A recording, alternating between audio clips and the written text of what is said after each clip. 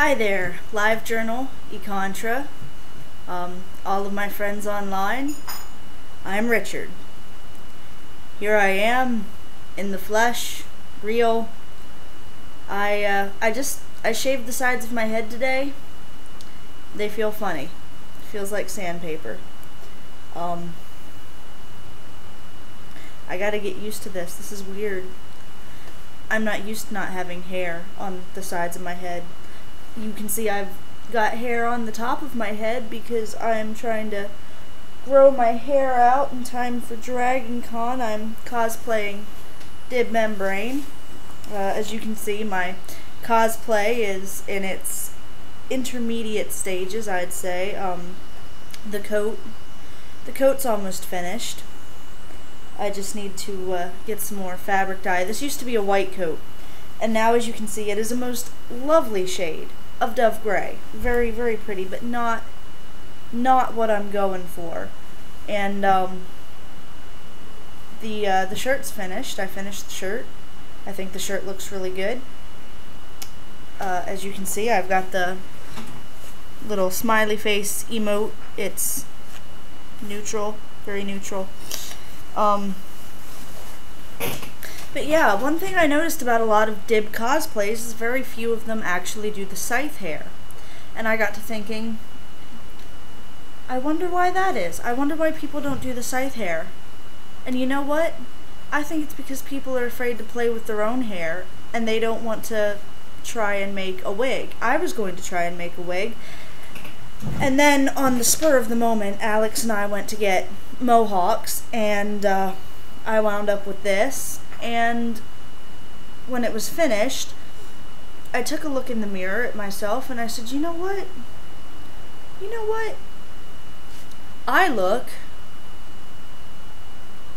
an awful lot like fan art of Dib. I'm not talking about little spastic son of a bitch you see on the show. I'm talking about the tall, skinny. I'm not tall and skinny. I'm short and fat, but that's beside the point.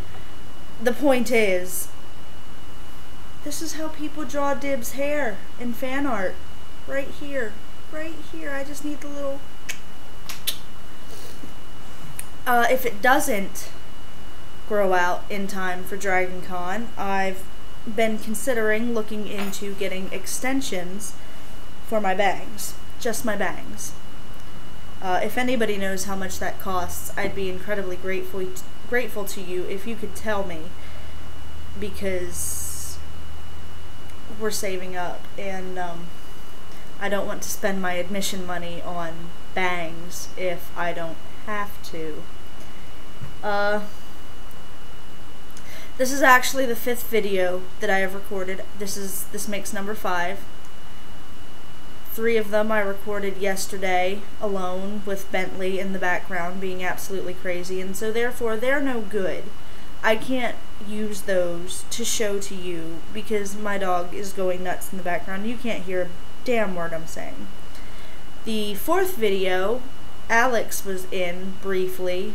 You saw her hand giving me bunny ears, or at least attempting to, and I didn't like it. I didn't like any of them. I should like them, eContra, LiveJournal. I should like them. But I didn't.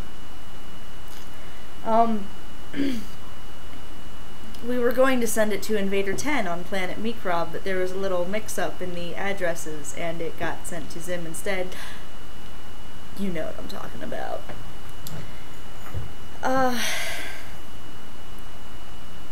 Actually, I did like the 4th video because I managed to get a little dick roll in there, but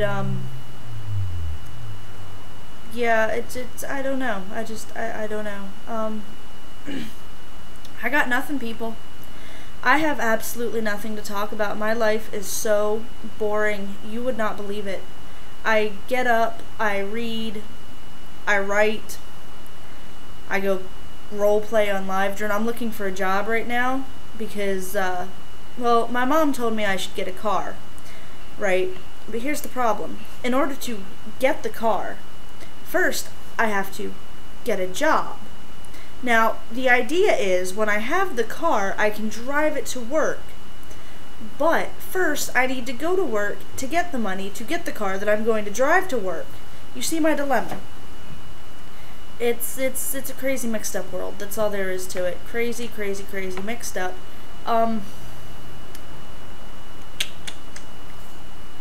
Bentley's looking at me because I made noises. Well, news. I'm writing a short story at the moment for Asimov's magazine, based somewhat on reality. I believe I already made an entry about this in my live journal, but now I'm telling you about it. Based on a real experience, or at least partially based upon a real experience. I believe I mentioned the book Is E.T. Here? I want you guys to actually see this. It's on the floor. Bentley knocked it over.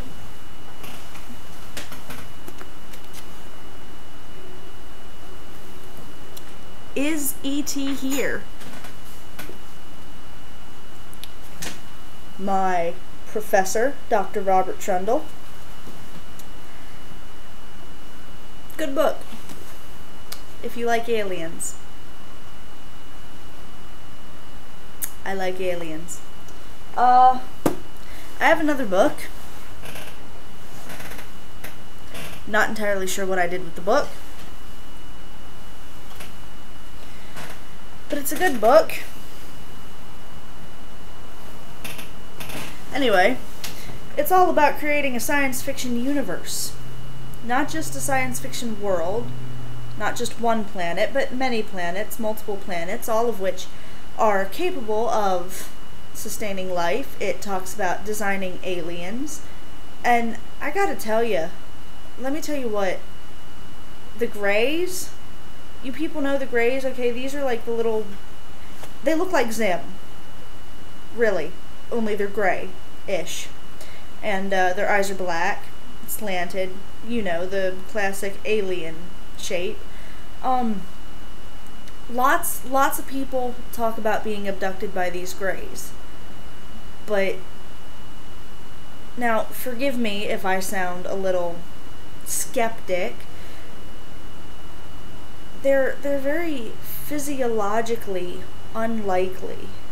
I'm trying to imagine, with the help of this science fiction writing book that details how to create a livable planet and what sort of creatures would live on such a planet, and it's very difficult to imagine the sort of planet that these Greys would come from. They're telepathic, supposedly, and this is what the book likes to call imaginary science, this telepathy, because nobody's ever really recorded there's no documented instances of human telepathy. And it's very likely that any planet out there capable of sustaining life is going to be an Earth-like planet, and will have evolved with Earth-like creatures. That is, humanoids. Now, the Greys are supposed to be humanoid, slightly-ish. It's very, very, it's silly, is what it is. It's really silly. Now, don't get me wrong. I told you, I do believe in aliens. I really do. I don't think that Earth is alone in the universe. But the problem with the universe is it's terribly vast. It's very, very vast. Even if there are life forms out there, the chances of us running into them within our lifetimes is very slim. Very, very, very slim. Actually, this video is getting long, so I'll continue this discussion in a second video. Otherwise, I won't be able to upload this onto YouTube.